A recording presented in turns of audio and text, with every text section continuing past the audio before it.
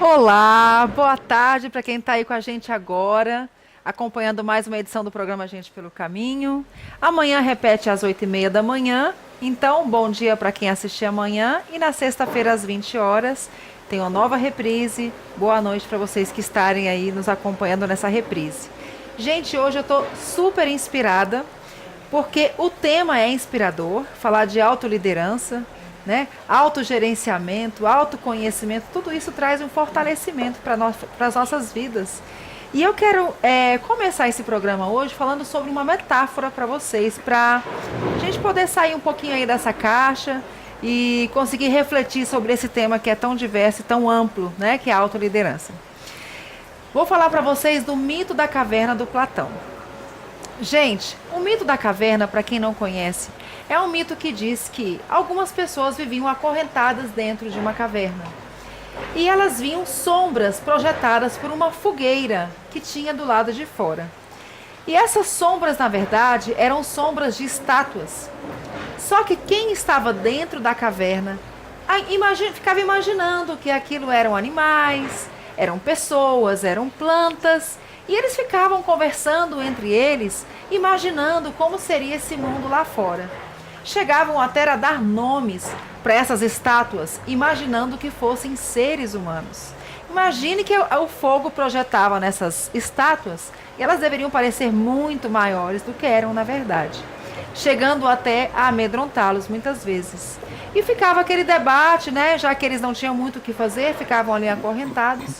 Só que num determinado momento, uma dessas pessoas conseguiu se desvencilhar dessas correntes e saiu para o mundo lá fora.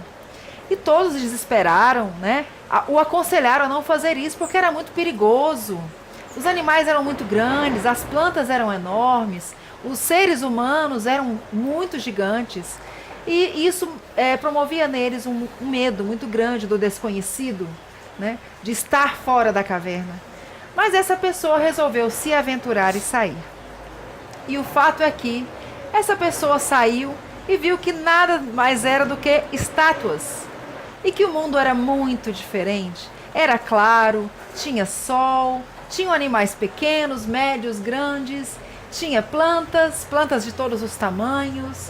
Apreciou o verde, o céu, as pessoas.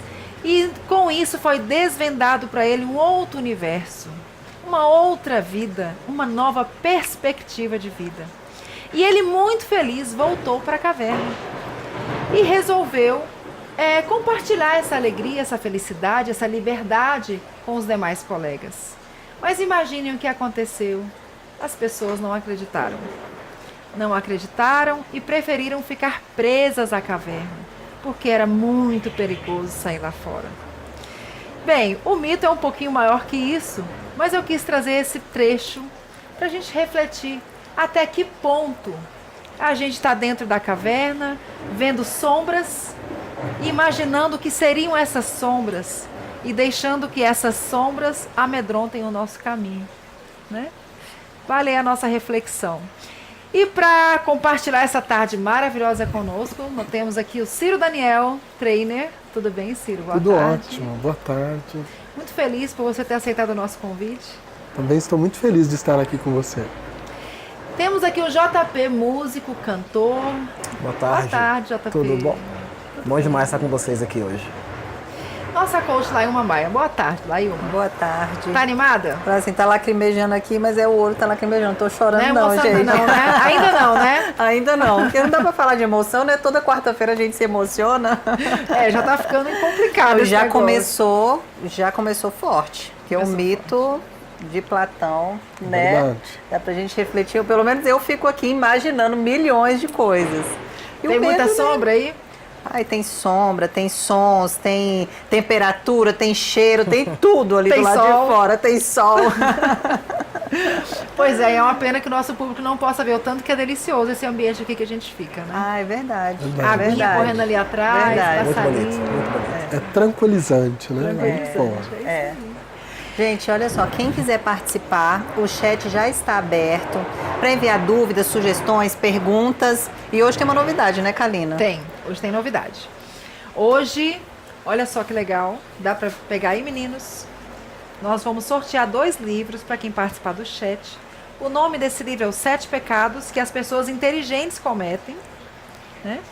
E o livro é do Ciro, né, Ciro? A gente quer te agradecer aí por essa bela contribuição, né? Ciro, antes da gente explorar um pouquinho aí o seu conhecimento, a gente vai começar essa tarde com o JP tocando pra gente, pra ficar tudo mais leve, mais lúdico. Vamos né, nessa. JP? Vamos de música. Vamos de música.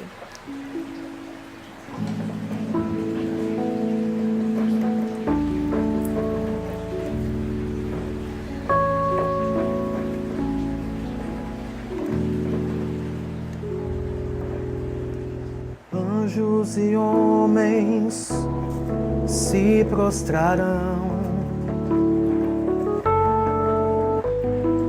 e o louvor ecoará entre as nações daquele que está acima de todos. E no trono de esplendor está sentado, e os 24 anciãos declaram: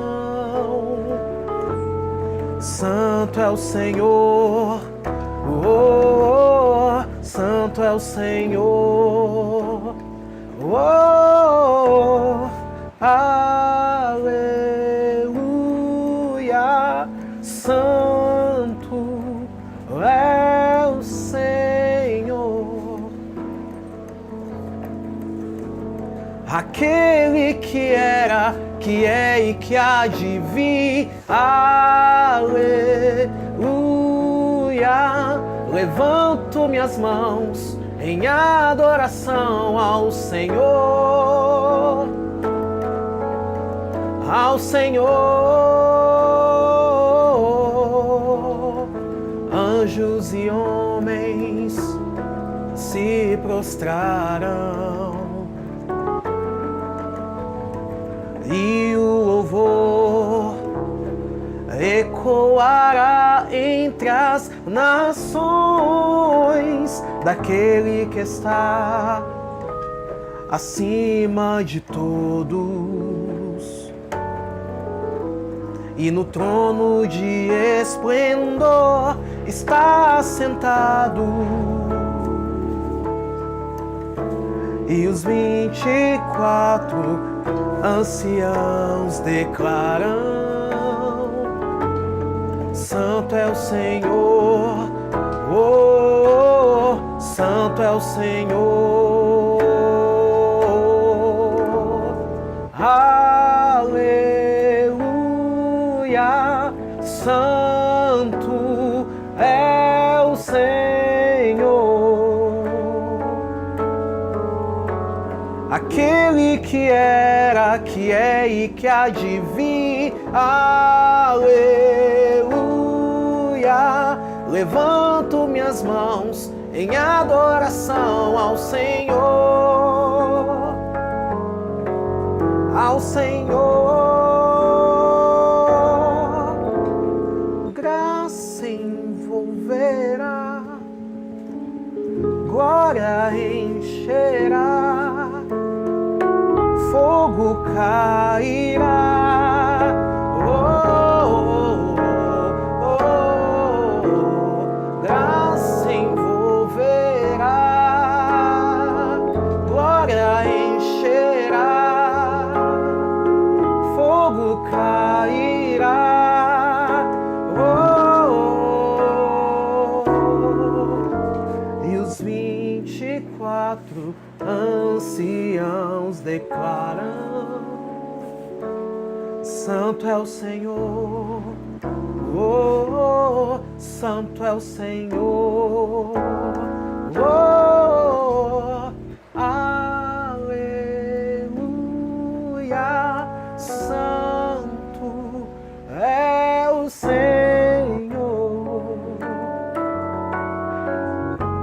aquele que era, que é e que há de vir. Aleluia. Levanto minhas mãos em adoração ao Senhor, ao Senhor.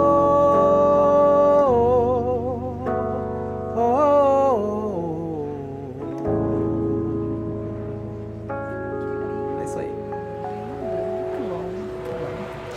Ciro, eu tô curiosa.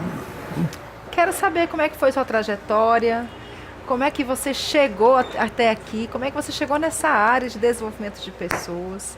Eu sei que você veio de uma outra corporação, né, trabalhou em outra empresa. E o que foi que aconteceu na sua vida para você falar assim, não quero isso mais, quero fazer outra coisa? A paixão nasceu em 1989. Eu lembro que na época eu era estagiário de uma prefeitura e estava no 2º grau na época, acabei de entregar a minha idade, né?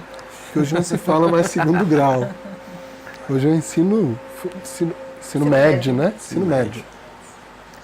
E estava no 2º ano do ensino médio e sortearam uma bolsa. Por isso que eu gosto de contribuir. Eu fui sorteado, né? Que legal. De informática. E eu participei do curso e num dado dia o professor não pôde ir e me disse, Ciro, você pode cuidar da turma? E eu me senti muito honrado com aquilo. E aceitei na hora. Passei aquela noite cuidando da turma, orientando e descobri ali a minha vocação, a minha missão de vida. Mas na época não tinha essa clareza, né? Alguns anos depois, talvez muitos anos depois, que eu fui ter essa clareza. E aí comecei a trabalhar muito na área do direito tributário, consultoria na área de tecnologia, mas sempre focada com direito tributário. Cheguei a dar aula, cursos de direito tributário. Mas eu percebi num dado momento, isso em 1997, não, 2007, eu percebi que o direito não era o que eu queria. E aí eu fiz um curso na Dale Carnegie na época, e quando terminou o curso eles me convidaram para ser trainer da Dale Carnegie. E eu novamente aceitei, fiquei muito honrado. E ali começou a minha trajetória em ajudar pessoas, eu acredito que é isso que eu vim a esse mundo. Ajudar as pessoas a serem melhores. Que legal, que legal. E aí você passou um tempo na Dale e depois começou a sua carreira solo, não é isso? Em 2012 eu comecei minha carreira solo. Então fiquei aproximadamente 5 anos na Dale Carnegie, que é a maior empresa de treinamento do mundo, né? Uma empresa incrível, fantástica mesmo. Mas eu resolvi que poderia fazer mais. E aí abri a minha empresa e desde então eu trabalho com treinamentos, palestras, coaching. Agreguei vários elementos para tornar o processo de aprendizagem mais simples e gostoso. Isso que eu faço. Legal. Estamos juntos nessa missão, né, Lailma? Totalmente. Que bom, né? Estamos todos juntos.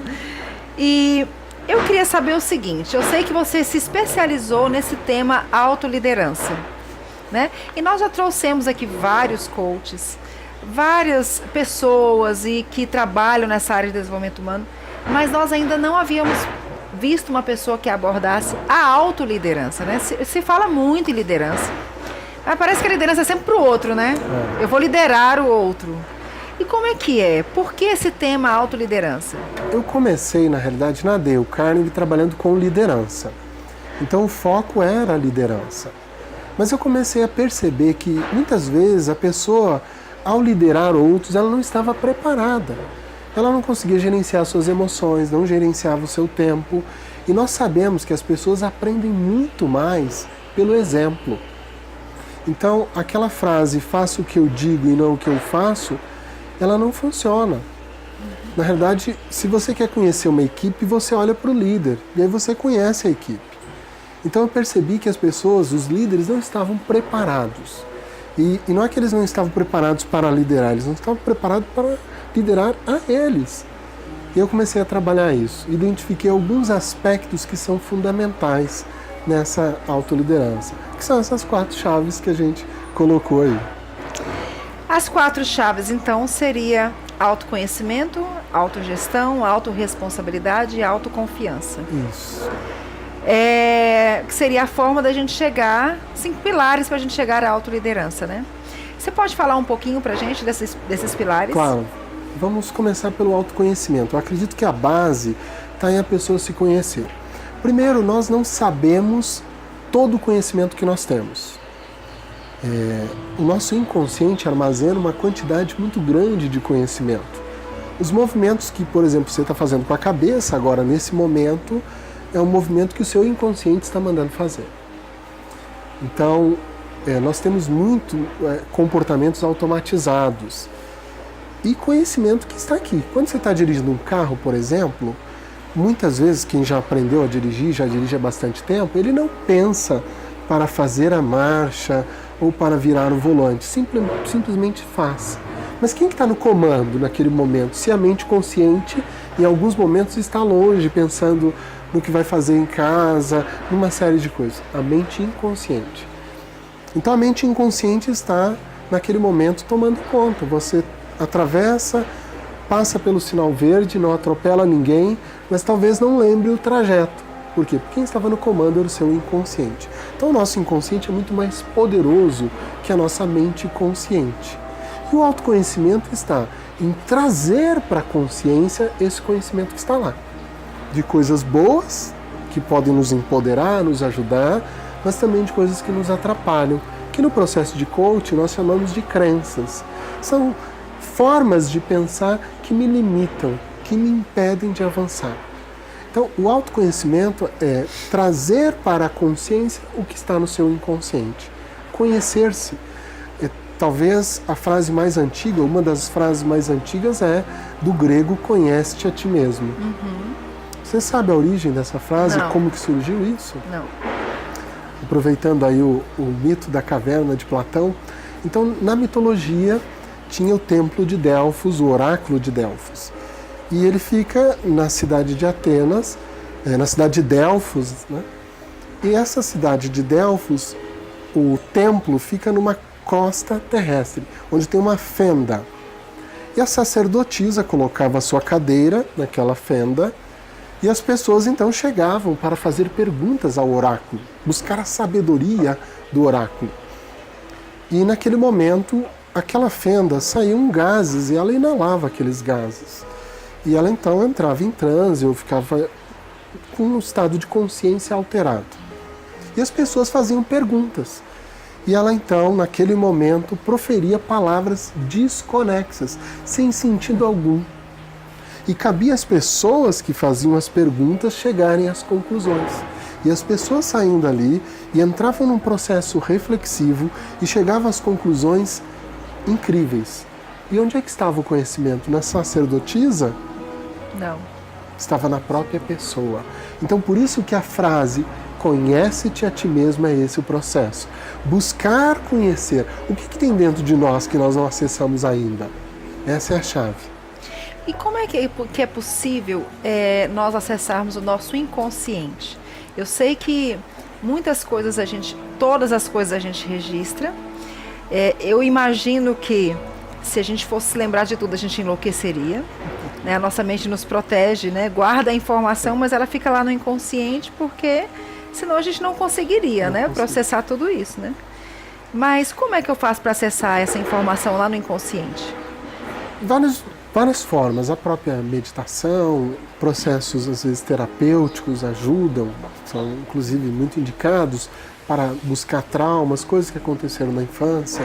A própria hipnose, que a gente comentava antes do nosso amigo Eduardo Rocha, que é professor e especialista na área. Então são mecanismos. Uma outra forma que eu utilizo é o processo, o método chamado Lego Serious Play. É uma metodologia desenvolvida pela Lego e que ajuda a acessar o seu inconsciente. De que forma? Pelas mãos. Quando nós construímos com blocos de Lego, as mãos têm uma conexão direta com o nosso inconsciente. É tanto que os movimentos que nós fazemos, por exemplo, esse que eu estou fazendo, não são movimentos conscientes. Eu não estou pensando em movimentar a mão. Inconscientemente está acontecendo.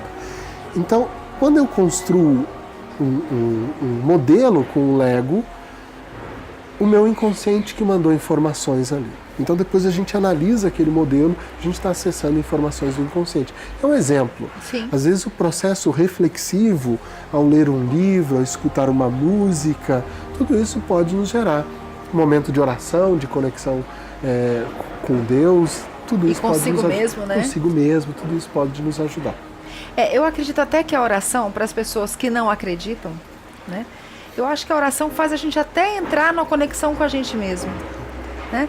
Quantas vezes a gente está passando um problema e só da gente conversar com um amigo e a gente proferir, colocar para fora aquilo que está fervendo lá dentro, só a gente mesmo acha a solução, né? A gente está vomitando aquilo ali que está incomodando, que está fazendo mal, e só de colocar aquilo para fora você começa a racionalizar em cima e consegue encontrar soluções, né? Então eu acredito no poder da oração do ponto de vista de Deus mesmo. Eu acredito que Ele ouve as nossas orações. Mas até para quem não acredita, é uma forma de você ir colocando, ir desabafando, né? E colocando aquelas situações e analisando coisas por coisas, né? Eu, pelo menos, acredito assim. A pessoa que escreve um diário, por exemplo, o ato da escrita. Isso. E ela lê anos depois e gera conclusões, reflexões incríveis daquilo que ela escreveu. Verdade. Né? Até porque a gente tem insights, né, em determinados momentos que a gente vive, momentos poderosos mesmo, momentos que a gente é confrontado, né, pela situação e por nós mesmos, né? A gente vive momentos, coisas ali que depois você olha e fala, caramba, né? Verdade. Que insight poderoso, né? Não, e quantas vezes o emocional bloqueia o nosso raciocínio, né? Quando a gente está ali imbuído, mergulhado em uma situação que gera estresse, ansiedade, medo ou qualquer situação que te altere emocionalmente, a gente não consegue raciocinar direito. A gente não consegue encontrar as respostas. É como se o nosso racional estivesse temporariamente ali indisponível. Então ajuda muito. Escrever, gravar. Eu tenho usado muito a gravação. Eu pego aqui o gravador do celular mesmo, eu começo, né? Falar, e daqui a pouco eu escuto e falo, nossa, é isso, encontro a resposta, então facilita. Né? E o nosso cérebro, ele não foi feito para aprender, ao contrário do que a gente pensa, né? A gente pensa, não, o cérebro ele existe para a gente aprender. Não, na verdade, ele existe e a função primordial dele é sobrevivência. Então, alguns bloqueios que ele gera é pensando, não quero experimentar aquilo de novo. Se foi uma dor, algum trauma, não quero experimentar. Então, o cérebro acaba criando um mecanismo para você não acessar aquela memória. Isso é muito poderoso, né? E, Ciro, você falou de autoconhecimento. Esse autoconhecimento pode proporcionar em mim uma autogestão? Pode. O autoconhecimento é conhecer quais são as minhas forças, o que eu tenho de bom, mas também conhecer as minhas fraquezas. E antes de entrar um pouquinho na autogestão, até para aprofundar um pouquinho mais no autoconhecimento, quando um aluno ele está indo mal em matemática e está indo bem em português, o que normalmente os pais, os professores fazem? Está indo mal em matemática, mas bem em português. O que se faz normalmente? Tem que contrata professor de matemática. De matemática, né? O foco nosso está em corrigir aquilo que a gente é ruim. Só que a pessoa, se ela é muito ruim, ela vai ficar talvez mediana. Mas se ela é boa em português, imagina se eu focasse ali. Então essa é uma nova teoria, uma nova tendência de focar naquilo que a gente tem de bom, nos nossos pontos fortes, nos talentos. Então, provavelmente o nosso amigo JP, ele tem um talento na música, ele está focando naquilo que ele é bom. Tem outras coisas que talvez ele não seja tão bom, mas ele está escolhendo focar naquilo que é bom. Então, quando nesse processo de autoconhecimento, identificar o que eu tenho, quais são as minhas forças, e todos nós temos. Nós somos seres incríveis. O ser humano é incrível. Então, nós temos conhecimento, nós temos talentos, a identificar esses talentos, para que eu possa focar neles. O que eu tenho de bom? Focar. E o autoconhecimento, na medida que eu me conheço mais, eu conheço os meus gatilhos emocionais. Então, eu posso fazer uma gestão das minhas emoções. Se eu me conheço mais, eu passo a gerenciar melhores comportamentos. E tem uma frase que eu gosto muito, que é a seguinte: as pessoas não fazem aquilo que elas sabem, elas fazem aquilo que elas estão acostumadas. Nós somos pessoas de hábitos. Então muitas vezes nós sabemos que não pode, mas a gente faz o que está acostumado. Quantas pessoas vão num treinamento, num curso, ou leem um livro, escutam uma música, aprendem algo, mas não colocam em prática, porque ela faz o que ela está acostumada a fazer. Então a autogestão está em controlar também os seus hábitos, controlar as suas emoções, gerenciar suas emoções e gerenciar seus hábitos também. Interessante, Ciro, isso que você colocou, sobre a gente focar nas nossas fortalezas, né? Eu acho que para começar, o nosso sistema de ensino está todo errado, né? Porque você é obrigado a estudar uma série de disciplinas que você não vai usar para a sua vida. Acho que desde cedo deveria ser verificado aptidões e as pessoas deveriam ser fortalecidas nas aptidões que têm, né? Por que uma pessoa que odeia matemática, não tem facilidade, vai se matar para fazer uma integral, para fazer, sei lá, análise combinatória, que é um negócio difícil pra caramba, e ela não vai usar isso para a vida, né? Infelizmente. Mas essa consciência ela é importante até para quem está nos assistindo, que são pais, são educadores. A gente tem que... tem aquela máxima que fala, né? O mundo muda quando a gente muda, né? Então a gente tem que começar a implementar essas mudanças no mundo, né? Verificar aquilo que os nossos filhos são muito bons, que os nossos alunos, que as pessoas, que nossos sobrinhos, não sei, e começar a fortalecer isso. E eu passei a minha vida inteira, a minha experiência é muito grande em igreja, e eu sempre cantei em igreja. E eu vivi uma situação que tinha uma moça que ela queria cantar, mas ela não tinha tanta facilidade. É o meu caso. Eu adoro cantar. Mas se eu começar a cantar aqui, acaba o programa. Mas ela tinha um sonho tão grande de cantar e contratou professora de música, professora de canto e tal.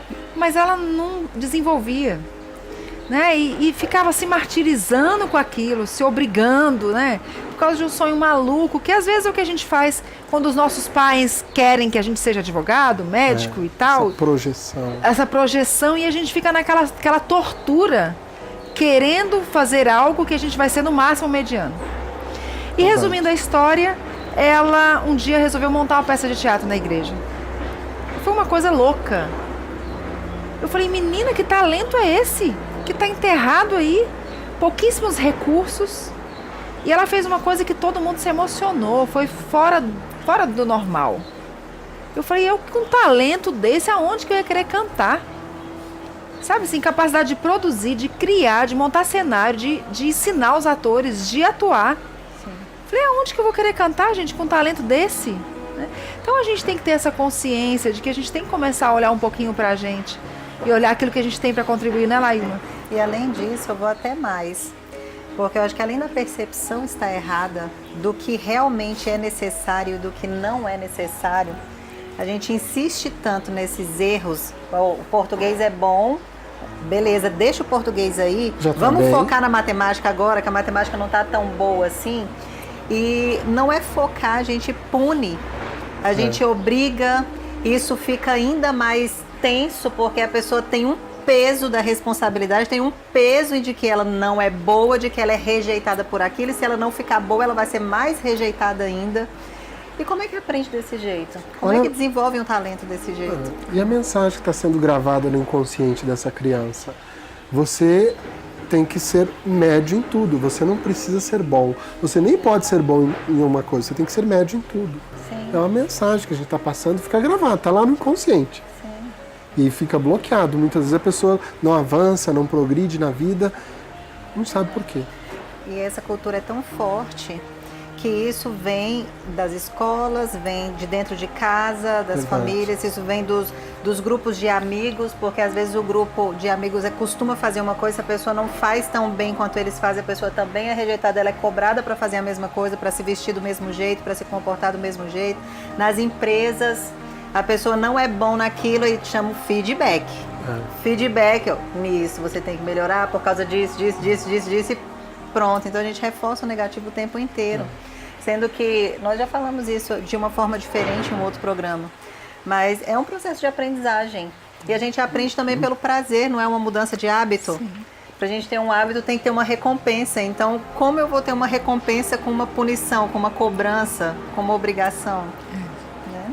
E assim, aproveitando o gancho da conversa, Ciro, como nosso programa, alguns gestores assistem também, hoje em dia não se fala mais em desenho de cargos, né? Eu sou gestora, como já aconteceu comigo. Sou gestora de uma equipe de vendas, mas eu tenho que fazer uma porcaria de uma planilha de Excel toda semana. Gente, eu sou péssima em Excel. Eu aprendo, se eu não praticar agora, daqui meia hora, eu já esqueci. Amanhã esquece, que eu já esqueci como é que põe a porcaria da fórmula, sabe? E eu sofria com isso, porque toda semana eu tinha que alimentar o raio da planilha.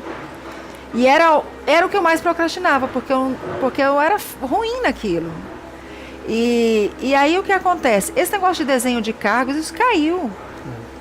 Você que olha para a sua equipe, você tem que olhar as fortalezas de cada um e distribuir tarefas e não fazer aquele desenho rígido de cargos. Olha, para o seu cargo você tem que fazer isso, aquilo e aquilo outro. Aí você é muito bom em 70% e 30% você é muito ruim, você pega a sua energia e gasta o quê?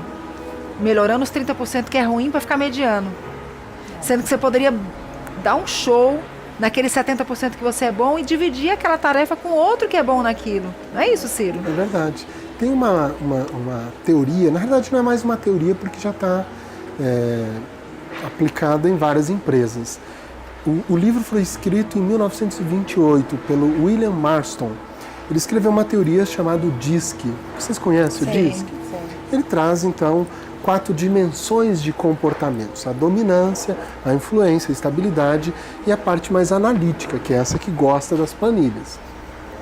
E muitas pessoas, muitos gestores não colocam a pessoa no lugar certo. Então, por exemplo, imagine que eu fosse seu gestor. E eu sei que você não gosta de planilha, você tem um perfil mais influente, me parece. Então o influente não gosta de fazer as mesmas coisas, não gosta de rotina, ele gosta de conversar, ele tem entusiasmo, energia, mas o analítico ele é detalhista, ele é perfeccionista, ele gosta de seguir regras, metódico. Então é muito melhor identificar quem tem esse perfil mais analítico e colocar para fazer a planilha. Primeiro que a pessoa vai estar feliz, porque ela está usando as aptidões dela. Uma pessoa mais influente, colocar para trabalhar com pessoas, fazer entrevistas, vendas, comercial, vendas. Então, usar ou colocar os conhecimentos, as competências da pessoa na função certa. Então, acredito que os gestores deveriam se preocupar mais com isso, deixar o cargo de lado, porque o cargo por si só não faz nada, é a pessoa que está lá. E se ela não estiver feliz, não estiver usando o potencial dela, talvez não entregue resultado. É interessante você colocar isso, Ciro. Laíma trabalhou comigo muitos anos e eu fiz o DISC algumas vezes, fiz outras ferramentas, respondi outras ferramentas de perfil e eu ficava triste com o resultado. Eu já ficava assim, quero nem ver esse resultado. Quando eu via, que eu sou muito relacional, e eu olhava e falava, caraca, a capacidade de análise assim desse tamaninho, baixíssima, né, baixíssima. Eu falava, gente, eu sou muito burra, não é possível. Onde estava o seu foco? No que eu era fraca, né? Cultura. E assim, isso dentro das empresas, eu falava, gente, eu queria ser analítica, assim, queria ser sabe, aquela pessoa que trabalha na NASA, sabe? Que fica com relatório o dia inteiro, olhando para relatório. Ah, não queria não. Hoje eu não quero mais não. Eu queria na época. Já descobriu qual é o seu perfil, né? Descobri que tá tudo bem. Que eu vou ser muito bom em outra coisa, e não nas planilhas de Excel. Mas vamos lá, Ciro. Nós falamos de autoconhecimento, autogestão e a autorresponsabilidade. O que vem a ser isso? Legal. Eu posso pegar esse livro emprestado? Claro. Nesse livro aqui, eu abordei comportamentos. Então, eu falo aqui de pecados, mas é no sentido metafórico, obviamente. E inteligentes porque eu realmente acredito que as pessoas são inteligentes, e muito inteligentes. Só que nós cometemos esses comportamentos muitas vezes. Então aqui tem 7 comportamentos de pessoas que não são autorresponsáveis. Quer que eu nomeie alguns? Claro, por favor, estou super curiosa. Estou doida para sair daqui para ler o livro. Então, um dos pecados é reclamar. Eu quero que você que está em casa, você que está assistindo agora, na empresa, onde você estiver, faça a seguinte análise. E vocês que estão filmando, a equipe fantástica que está aqui conosco também, vocês, pense, nosso músico, nas últimas 2 horas, quantas reclamações você fez? Só nas últimas 2 horas, pensa aí. Meu Deus. Nas últimas 2 horas. Então, reclamar, por exemplo, nós não percebemos desse mau hábito. A gente reclama, é o barulho que está incomodando, é o frio, o calor, é a água, é o calor. Então a gente reclama de tudo e não se dá conta. Uma pessoa autorresponsável, ao invés de reclamar daquilo que ela não vai conseguir, ela foca naquilo que é possível.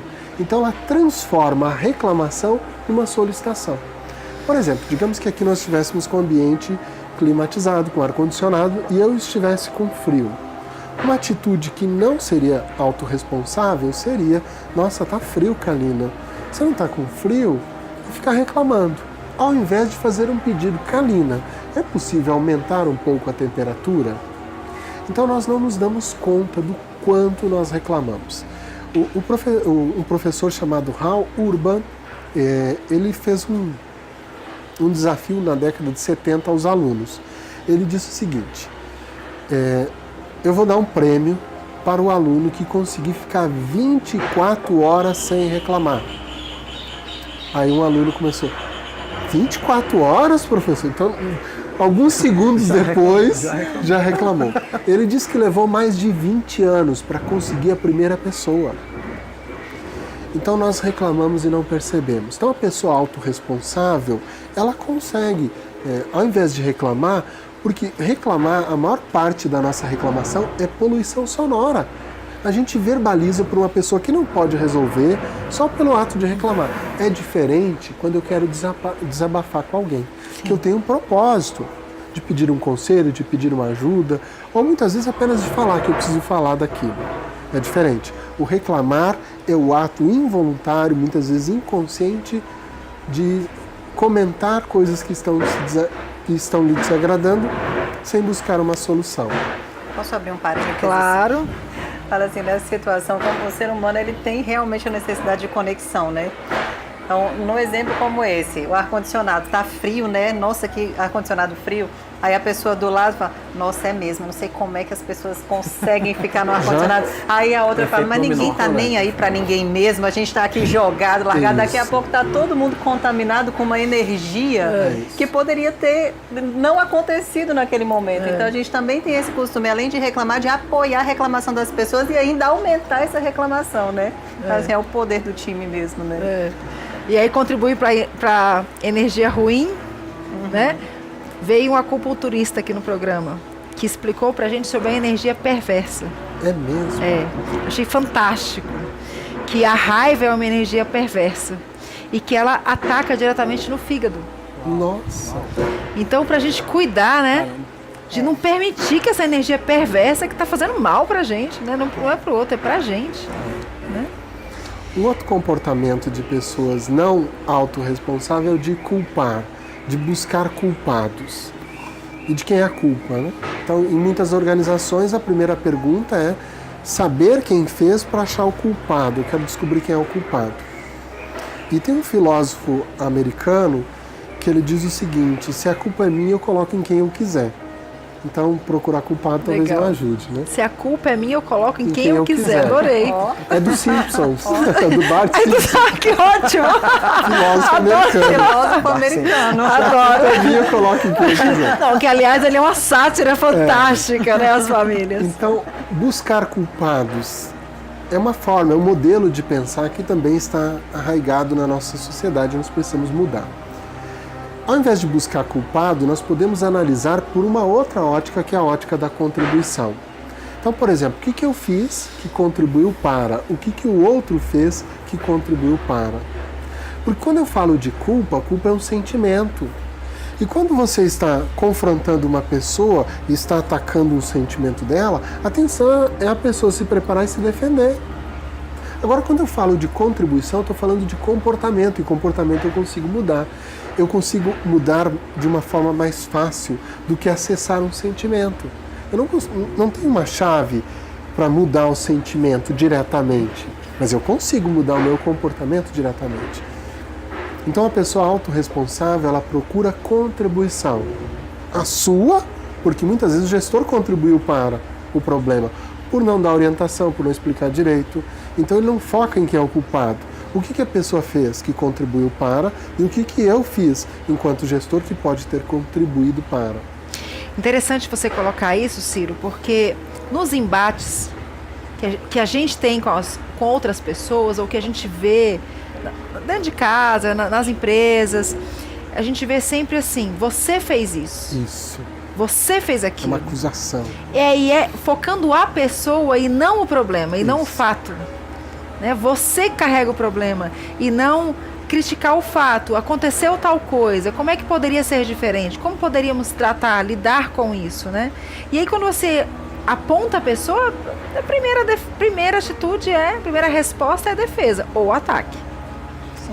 Né? Porque isso tem tudo a ver com nossa sobrevivência, né? Sim. Lembrei da cabana, daquela parte que ele, dentro da caverna, que senta na cadeira do juiz, aí coloca ali todas as coisas que acha ruim, todas as coisas que acha boa, tudo que acha que é correto, tudo que acha que não é, inclusive a si mesmo, né? Que é isso. A gente se coloca na posição de julgar mesmo e não de contribuir, né? Porque o contribuir nos traz uma ação diferente. Fala assim, eu quero contribuir, então o que eu posso fazer para resolver? Então o foco é na solução. Agora o julgamento não. O julgamento eu falo, não vou fazer nada, a culpa é dele. Né? Fulano de tal que está errado, não posso fazer nada. Fulano de tal está errado. Não, e mesmo, Laíma, quando a gente... No sistema de aprendizagem, se uma pessoa fez alguma coisa que a gente não gosta, a gente não pode dizer, você fez isso, mas você tem que focar no comportamento e não na pessoa. Né? E aí o aprendizado é outro. Olha, isso aqui não foi tão legal, como é que a gente poderia fazer diferente? Ou diferente de você assim, do rótulo, né? Tem um coach americano, mora no Brasil já há muitos anos. Eu fiz a formação de coaching com ele. Ele escreveu um livro chamado Leader Coach, Randy DiStefano. Ele diz o seguinte, primeiro que o feedback é uma conversa para gerar aprendizado. Então, se é uma conversa, é com o outro. Não é senta aqui que eu vou te dar um feedback. Então, eu vou aprender junto com o outro. E nessa conversa, o foco que ele dá é o seguinte, o que funcionou e o que não funcionou no comportamento ou nas ações. O que não funcionou? Isso, ok. Como que nós podemos fazer isso diferente? O que funcionou? Ótimo, pode repetir. Não na pessoa. Interessante essa abordagem. O Albert Ellis é um psicólogo que já faleceu há muitos anos. Ele diz o seguinte, as pessoas não são os erros que elas cometem. E muitas vezes a gente acha que a pessoa é o erro que ela fez, ela não é. O ser humano é um ser incrível, mas ele não é os erros que ele comete. E a programação neurolinguística apregoa que nós não somos os nossos comportamentos. Isso. E a primeira vez que eu ouvi isso me chocou. Porque assim, quantas vezes eu fui rotulada e eu rotulei, falando, fulano é isso, pá. Né? Eu até falo muito isso nos treinamentos. Eu vejo o JP, que é tipo da paz e tal, num dia que ele tá nervoso, no trânsito, que ele levou uma fechada. Uma vez me encontraram no aeroporto, deu no show, eu já tava não sei quantas horas no aeroporto. Gente, Cansada. a pessoa não teve coragem de chegar perto de mim.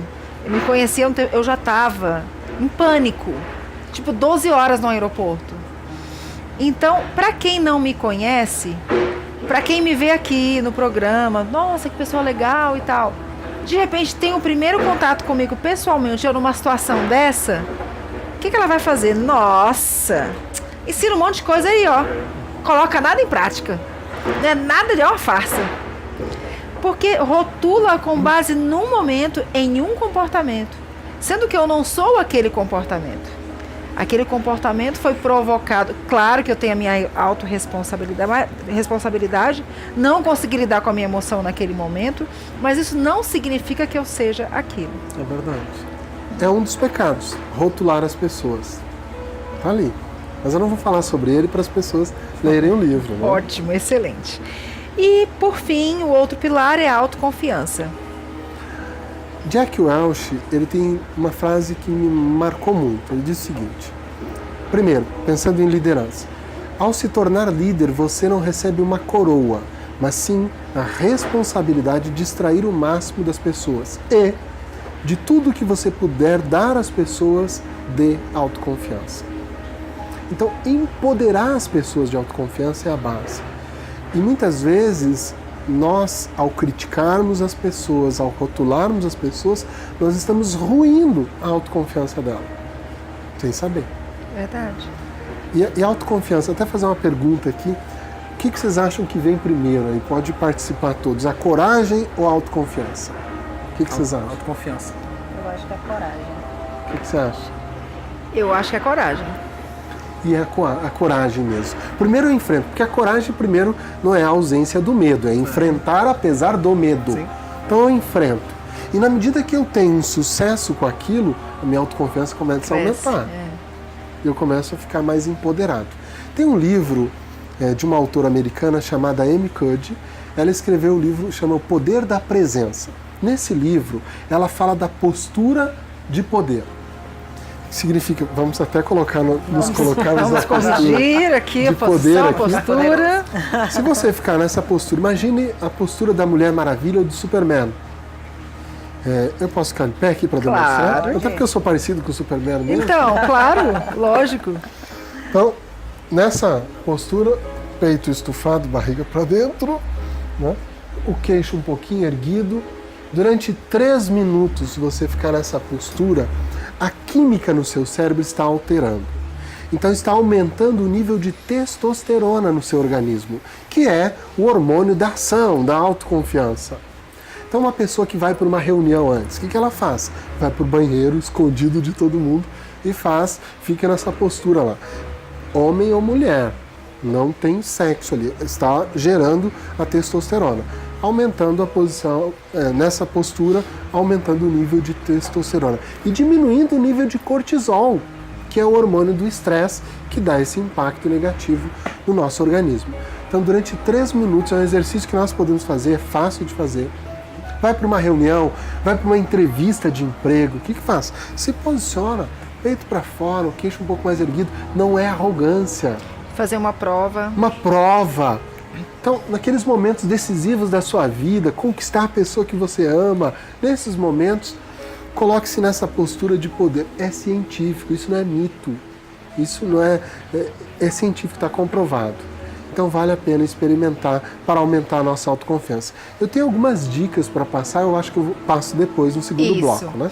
Isso. Agora, isso tanto é verdade que as pessoas depressivas, né, entristecidas, elas andam, né? Isso. Com o ombro encurvado, né, a cabeça baixa. Se a gente ficar na posição durante muito tempo, nessa posição, a gente começa a ficar triste, ter pensamentos tristes. Qualquer um de nós. Olha, Ciro, eu já sou apaixonada pela Mulher Maravilha. Você ainda fala um negócio desse? É incrível, agora né? eu vou ficar me achando. É isso. Ciro, você quer fazer alguma coisa aí pra gente? Eu quero ilustrar esse ponto do autoconhecimento, tamanha importância dele. Eu trouxe aqui uma sacolinha. Eu vou pedir para dar um close aqui, por favor.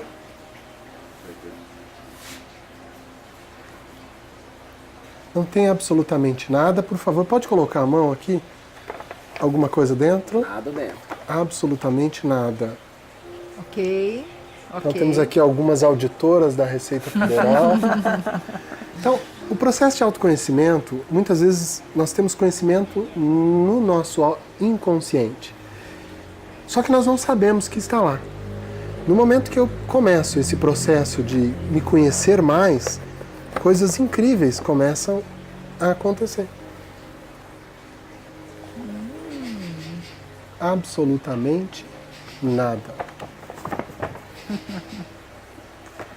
Nada. E às vezes eu começo a me conhecer através dos feedbacks que eu recebo de outras pessoas.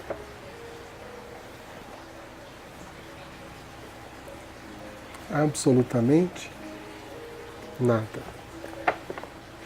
Só que é um processo contínuo. Não tem já me conheço. Aqui. Absolutamente nada.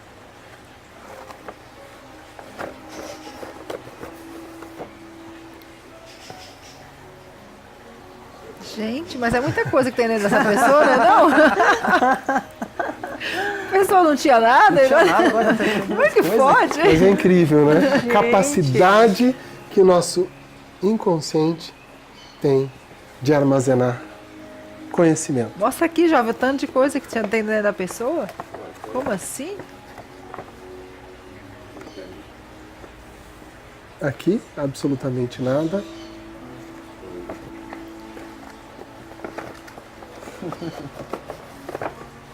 Gente. Muito legal. Então, eu né? acredito que o autoconhecimento, representado de uma forma metafórica, nós temos muito mais conhecimento que nós sabemos. Nossa, incrível. Incrível. Incrível. Deixa eu reduzir aqui o volume para você poder aparecer na imagem, né? E aí, Ciro, isso me lembra de um outro pressuposto da PNL, que fala que nós temos todos os recursos que necessitamos ou poderemos criá-los, né? E agora falando para o nosso público aí, quem algum dia já não esteve numa situação que você falou assim, agora já era, não dou conta, minhas forças chegaram ao fim, não tenho mais condição, não consigo resolver esse problema, e aí de repente parece que por mágica, Não é mágica. não é mágica, a gente começa a desatar o nozinho, puxando e resolvendo, e devagarinho e com calma. E as coisas vão se desenvolvendo, vão se desenrolando. E quando você percebe, você conseguiu vencer aquela circunstância. Verdade. Você criou o recurso. Se você não tinha, poderia ter um monte de recurso. É. Mas se não tinha, você criou, porque nosso cérebro, né, é capaz de fazer. Isso é a nossa experiência também. Verdade. Não só o cérebro, não só a questão do raciocínio. Sim. Incrível. E aqui representado nossos valores, os nossos pontos fortes, as nossas fraquezas, tudo está lá. Basta a gente acessar. Sabe qual lugar que mais tem talento no mundo? Cemitério. Pessoas que foram dessa para outra vida, que morreram e que não tiveram a capacidade, ou não tiveram a oportunidade, ou não conseguiram acessar seus talentos. Então, acho que é uma boa reflexão para a gente fazer. Buscar gerar mais esse autoconhecimento, se autoconhecer mais, para identificar qual é o seu talento. Experimentar mais, ou usar mais. Muito bom. Vou com essa para casa. Com essa pensando, a ampulhetinha vai ficar rodando aqui. Ciro, lá em uma só fazer as perguntas agora. Nós temos participação do público. São 4 perguntas. Dá tempo rapidinho? Dá Vamos tempo. lá. Se tiver alguma fácil, eu respondo as difíceis. O JP responde. Por exemplo, que dia é hoje? Esse tipo de pergunta Todos os é comigo. recursos, nós temos todos os recursos. Se não temos, poderemos criá-los, tá? Beleza. Então vamos lá. Gente, tem 2 perguntas que são bem semelhantes. Então eu vou aproveitar e fazê-las junto para Tá você, bom. Ciro. A Tássia, ela é daqui, Tássia Carvalho, ela é daqui de Brasília. Ela trabalha com treinamento também. Que legal. E ela faz uma pergunta assim: qual o maior erro que se comete na autoliderança? Porque é tão difícil se autoliderar. Então, segura essa perguntinha, porque a Juliana Tolentino também é daqui de Brasília. Ela é coach de mulheres, coach para mulheres. Ela desenvolve um trabalho incrível aí, reforçando a autoestima e tudo mais. Então, a Juliana pergunta assim: Ciro, você tem dicas para minimizar esses erros? A Tássia pergunta qual o erro, né, que mais se comete e por quê? E tem uma dica para minimizar? Legal. Primeiro, eu não saberia dizer quais são todos os erros, porque acredito que o erro, ele é ótimo. Errar é bom. Ao contrário do que se pensa, errar é bom, porque no erro eu aprendo muito. Então, cometer erro, analisar sobre aquele erro é ótimo. É uma diferença que a gente tem, por exemplo, nas companhias aéreas. Eles têm, inclusive, a caixa preta. Eles trabalham em cima do erro para evitar outros erros. Então, a cultura que se tem é que a gente não pode errar. Não, errando, nós podemos aprender com os nossos e com os erros dos outros. Então, errar é bom, não é ruim. Mas eu acredito que um erro que podemos cometer e talvez, particularmente eu acredito que tem um impacto negativo, um impacto muito ruim, é achar que o outro é o responsável por aquilo que eu sinto. Então, você me irritou, você está me incomodando, você está me deixando chateado. Achar que o outro que nos irrita, achar que o outro que nos deixa chateado, achar que o outro nos incomoda. Mas o outro, ele jamais é a causa. Ele pode ter sido o estopim, o gatilho, mas jamais é a causa. Por exemplo, alguns anos atrás, num avião de uma dessas companhias aéreas, a aeromoça estava servindo café e deu uma turbulência e ela virou o café na camisa de 2 pessoas. Uma delas teve uma reação emocional desproporcional, brigou, xingou, e a outra pessoa não. O fato foi o mesmo, a reação foi diferente. Se o outro fosse a causa, os 2 teriam a mesma reação. O que mudou? O que estava no inconsciente ou no consciente de cada um. A história de vida, o que aconteceu com aquela pessoa. Então, achar que os outros são responsáveis pelos nossos sentimentos é o pior erro que nós podemos cometer. Os outros jamais são. Eles podem ser o gatilho. Mas então, o que é? O que gera o que eu sinto? É uma necessidade minha não atendida. Naquele momento, uma necessidade daquela pessoa não estava sendo atendida. E isso gerou aquela reação emocional. Então, no processo de autoconhecimento, porque, primeiro, o que é necessidade? É algo que eu não tenho ou não tenho suficiente. Então, se eu não tenho amor ou não tenho amor suficiente, se eu não tenho carinho, não tenho carinho suficiente, se eu não tenho atenção, quando um casal, um fala para o outro, você não se importa comigo, qual mensagem que ele está dizendo? Qual a necessidade dele que não está sendo atendida, do cônjuge, que não está recebendo atenção? Não é que a outra pessoa está gerando aquele sentimento, ele tem a necessidade disso. Então a causa dos nossos sentimentos são as nossas necessidades não atendidas. Muito legal. E o erro é achar que é o outro. Não é. Nunca foi e nunca será. Muito legal. Uma outra pergunta da Juliana Guedes. A Juliana Guedes é de São Luís, ela é coach de produtividade. Está fazendo agora um programa, um lançamento exclusivo para desenvolver produtividade em executivos. Que legal. E a Juliana Guedes pergunta assim, como se manter resiliente e motivado diante dos objetivos que se tem e recebendo tantos nãos, como se manter motivado? Porque as circunstâncias adversas da vida proporcionam essas oscilações. Então ela quer saber aí uma dica sua. Eu vou separar os dois conceitos da resiliência e da motivação. Vou trabalhar eles separado, depois ela conecta os dois lá para fazer o link. Primeiro, com relação à resiliência. Resiliência é um termo emprestado da física, que é o tempo que um material leva para voltar ao estado anterior, ao estado normal. Por exemplo, você aquece o ferro, quanto tempo o ferro volta ao estado normal? Com o concreto, mesma coisa. Então isso é a resiliência, nós pegamos esse termo emprestado da física. Existe um livro, A Vantagem das Adversidades, do Paul Stoltz. Ele trata sobre quociente de adversidade. É um nome mais bonito para a resiliência. Assim como existe a inteligência emocional, a inteligência relacional e tantas outras inteligências, existe uma inteligência nossa de lidar com a adversidade. Agora, como que nós desenvolvemos? Existe um passe de mágica para eu desenvolver a minha resiliência? A partir de amanhã eu sou uma pessoa mais resiliente? Não. Pessoas mais resilientes normalmente são aquelas pessoas que passam por situações desafiantes e conseguem lidar bem com aquilo. E lidar bem não necessariamente resolver o problema, mas a forma como eu interpreto aquilo que aconteceu comigo. Então assim eu vou desenvolvendo a minha resiliência. É como que eu lido com o que aconteceu comigo. Então nesse livro ele traz lá os elementos que compõem o quociente da adversidade para você desenvolver a resiliência. Eu recomendo a leitura. Depois a gente pode até mandar para eles o nome do livro certinho, mas é As Vantagens da Adversidade. Então as adversidades que eu enfrento, elas são recursos para desenvolver minha resiliência. Pessoas que passaram por... A gente vê histórias incríveis de pessoas que passaram por situações muito ruins e hoje são pessoas muito bem-sucedidas. Por quê? Porque se tornaram resilientes. Então, no fogo da batalha, foram desenvolvendo essa capacidade de lidar melhor com aquele problema, com aquela situação. A gente já viu, por exemplo, a mãe que abre a boca de um jacaré para tirar o filho dali. Da onde veio aquela força? Aquela capacidade dela? Estava lá o recurso. E ela está usando.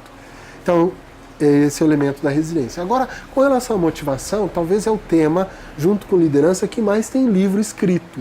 É incrível, você vai numa livraria, vai encontrar muitos livros sobre liderança e sobre motivação. Eu particularmente gosto muito do livro Motivação 3.0, do Daniel Pink. Nesse livro, ele trata a diferença entre a motivação extrínseca e a motivação intrínseca. A extrínseca são fatores externos que me motivam. E por que 3.0?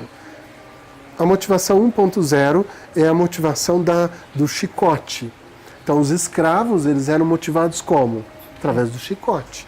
E funcionava? Claro que funcionava. As pessoas faziam o trabalho? Faziam. Estavam felizes? Produziam o que poderiam produzir? Provavelmente não. Depois veio a motivação 2.0, que é da cenoura, que é do benefício.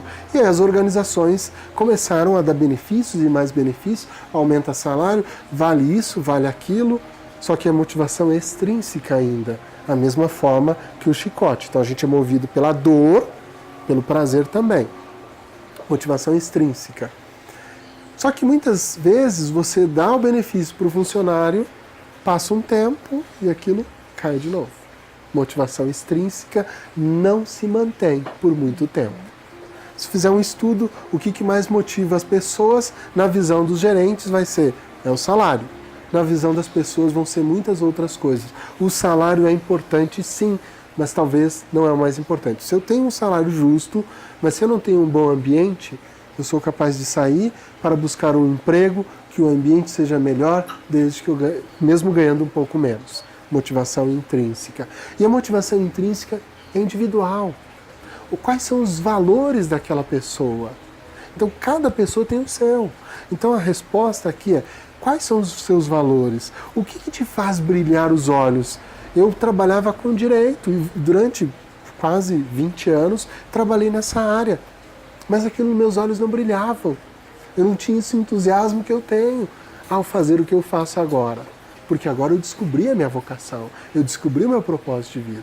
Então, um dos elementos que o Daniel Pink traz nesse livro é propósito. Qual é o seu propósito? Então, se você conseguir, qual que é o nome dela? Juliana Guedes. Juliana Guedes. Provavelmente você já descobriu o seu propósito. E o seu papel talvez seja ajudar outras pessoas a descobrirem o propósito de vida delas. Porque na medida que a pessoa descobre o que lhe dá prazer, o que ela sente bem, você vai estar ajudando essa pessoa a se automotivar. É automático, é interno, é de dentro para fora, essa automotivação. Nosso autoconhecimento é tudo, É né? tudo, É a chave. é tudo. Vamos lá, tem mais uma participação da Graça. A Graça trabalha com capacitação de líderes lá em Rondônia. Eu conheço, Graça, que bom. Um grande abraço para você, Graça. Nossa, que bacana. Ela pergunta assim: Ciro, como o líder, o que o líder tem que fazer para moldar o seu perfil à equipe? Ok, é uma pergunta difícil. Essa aqui então é pro JP. Eita, hein? Se entendemos bem, Graça, a pergunta, eu acredito que nós moldar diretamente, nós não moldamos as pessoas. Nós não conseguimos mudar o outro, nós não conseguimos moldar.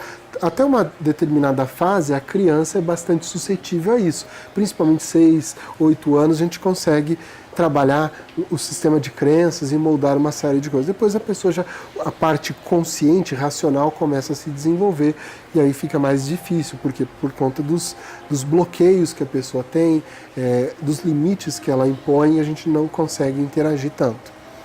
Então, moldar diretamente não, mas eu posso moldar através do meu exemplo. As palavras elas ensinam, essa frase não é minha, mas os exemplos arrastam. Então, se você quer moldar a sua equipe, dê bons exemplos. Se é chegar no horário, não adianta você cobrar deles para chegar no horário se você não chega. Se você quer que eles se empenhem, que eles deem feedback e você não dá feedback, eles não vão fazer. Então, seja você o líder que você quer que as pessoas sejam. Seja você o funcionário que você quer que as pessoas sejam. Seja você o membro da equipe que você quer que as pessoas da sua equipe sejam. Se você não for o modelo, não estou dizendo para você ser perfeito, não. Eu acredito que perfeito só existe um. Nós não somos perfeitos, somos seres imperfeitos. Mas se você não der o exemplo, eles não vão aprender. Excelente. O nome do programa da Graça, Graça Souza. é líder de sucesso. Que legal. Então é uma dica fantástica aí para o público, né? E para fechar, Kalina, tem a Luana Caetano. Luana Caetano trabalha também com fortalecimento de mulheres através da dança, com desenvolvimento emocional, legal, né, empoderamento através da dança, dança do ventre. Trabalho lindíssimo no espaço Luana Caetano, aqui em Brasília. A Luana já esteve aqui. É mesmo? Ela é psicóloga, é coach, e o trabalho que ela faz é muito lindo, porque ela deu uma cara nova para a dança do ventre. Ela desmistificou.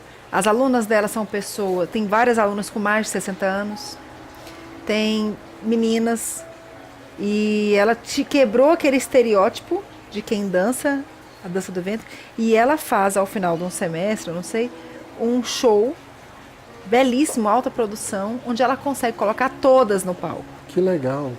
Então é um fortalecimento muito grande que ela faz, um trabalho mesmo de empoderamento da mulher. Né? Muitas que tiveram um sonho de serem bailarinas na infância, não conseguiram por falta de recurso, enfim. Ela trabalha e elas com 50, 60, sem limite. Incrível. Um dos pilares que ela trabalha é o autoconhecimento. É fantástico, né? E a Luana pergunta assim, qual a maior virtude que um líder precisa desenvolver? Desenvolver. Bom, eu acredito que nós podemos desenvolver quase todas as competências. E acredito que eu vou trazer para o lugar comum, mas eu verdadeiramente acredito nisso. É o seu senso de justiça, de honestidade. Porque o líder que não é honesto com as pessoas, ele não vai dar feedback, ele vai passar a mão por cima, ele não vai entregar resultado para a empresa, ele vai estar lá pelo salário, ele não vai focar no que as pessoas têm de bom. Então, a honestidade, para mim, é fundamental. Se ele não for honesto com ele e com as pessoas, ele não serve para ser líder. Eu não concordo com alguns autores que, esse é o meu posicionamento, humilde posicionamento, que vem definir que líder tem que ter essa característica, essa característica, essa característica e essa. Primeiro que líder não é um cargo. Líder é um estado, é o estado de liderança. Todos nós somos líderes. Em algum momento da vida a gente está exercendo liderança, influenciando outras pessoas. Então está dissociado de cargo. E essas características que eles colocam, que são de líder, por exemplo, líder autêntico, isso não é de líder, isso é de gente. As pessoas precisam ser autênticas. Líder servidor. Eu acredito que nós precisamos servir. Tem um livro chamado Dar e Receber. Ele fala justamente as pessoas de maior sucesso são as pessoas que mais doam mais do que recebem. Então isso não é característica de liderança, é característica de gente, de ser humano. A maioria dessas características que estão nos livros de liderança são características de pessoas, de gente. E eu acredito verdadeiramente na honestidade. Se não for honesto com ele e com as pessoas, não vai funcionar. Muito legal. Talvez não seja o que ela queria ouvir, mas é o que eu acredito. Acredito de coração mesmo. Eu acredito. E talvez um desafio de ser honesto consigo mesmo. Consigo mesmo. Porque às vezes a gente confunde um pouco os objetivos com os meios, mistura com os hábitos, mistura com os desafios e a gente acaba se perdendo aí nesse contato consigo mesmo. Pessoal, estamos caminhando para o final, infelizmente, né? Mas a gente precisa de fazer esse sorteio rapidinho. Vamos lá. Vamos fazer o seguinte. E as dicas? As dicas, eu vou fazer o seguinte. Você vai deixar uma fala para as pessoas, né, para encerrar o programa. Ok. E aí você traz essas dicas nessa fala que você já vai deixar para as pessoas. Ótimo. Né? Perfeito. E aí, Laíma também traz uma palavrinha rapidinha, eu também. E o JP vai encerrar aí com a música dele maravilhosa.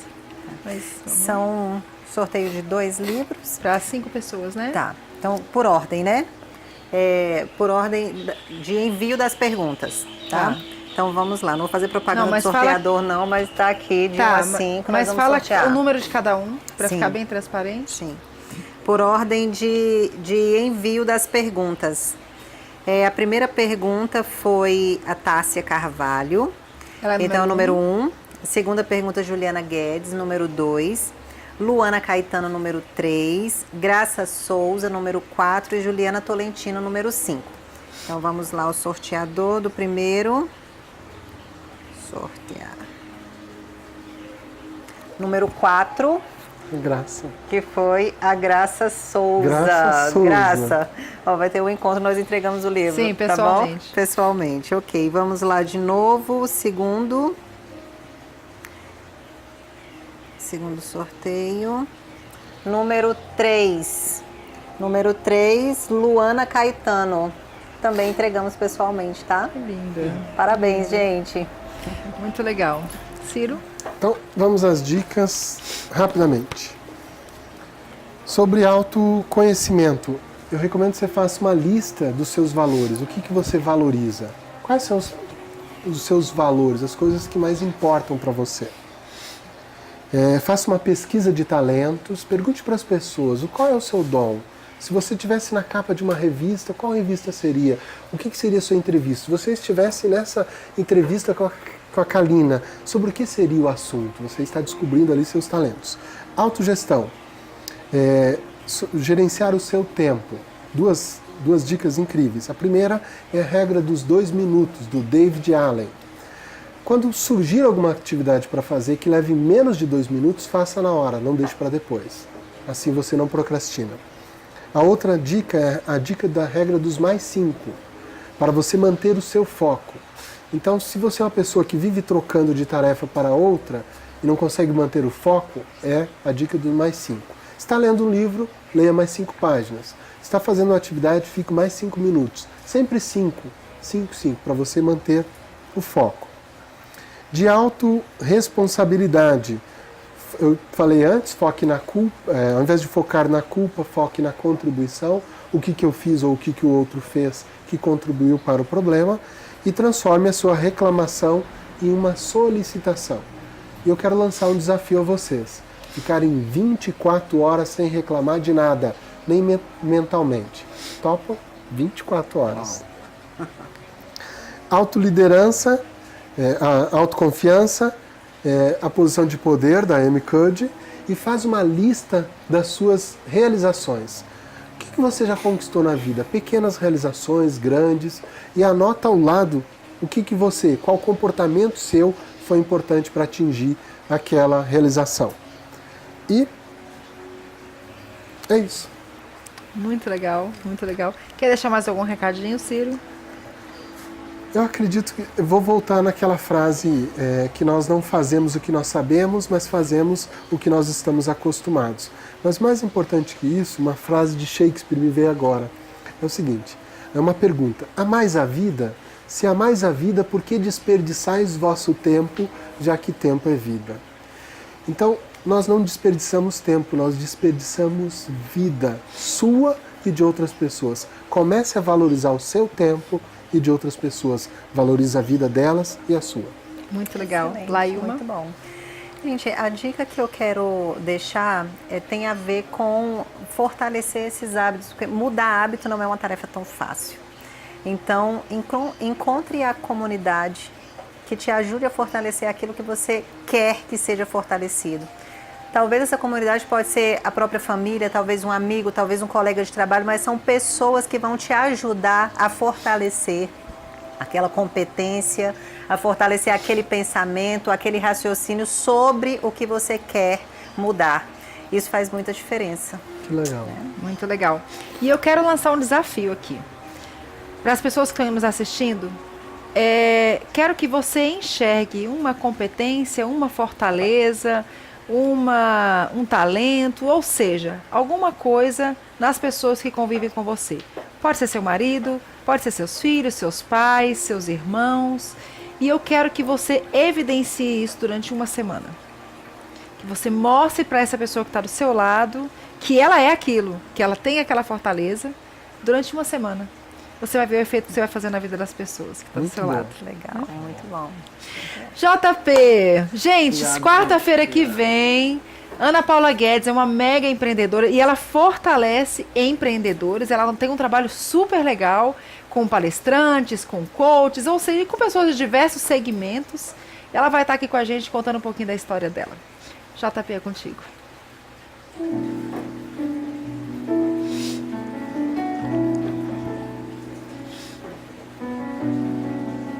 Em meio às tribulações,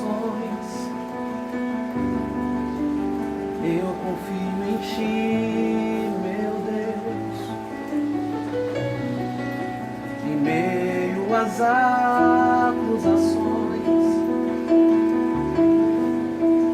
eu descanso em ti.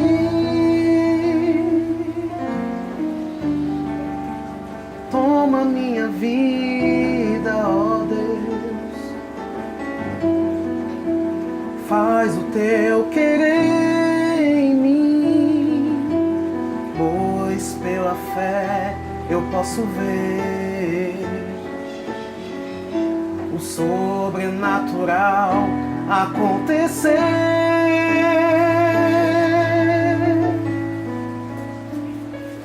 Pela fé eu posso ver o meu milagre acontecer.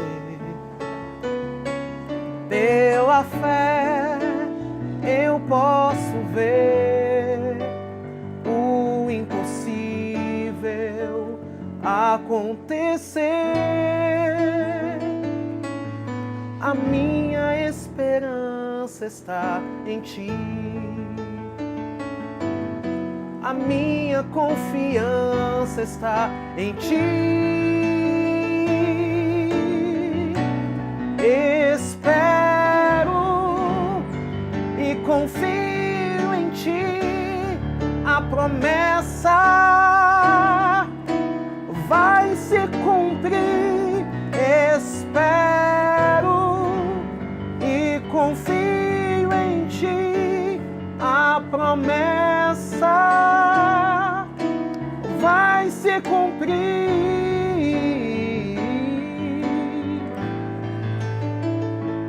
Pela fé eu posso ver o meu milagre acontecer. Pela fé eu posso ver o impossível acontecer. A minha esperança está em ti.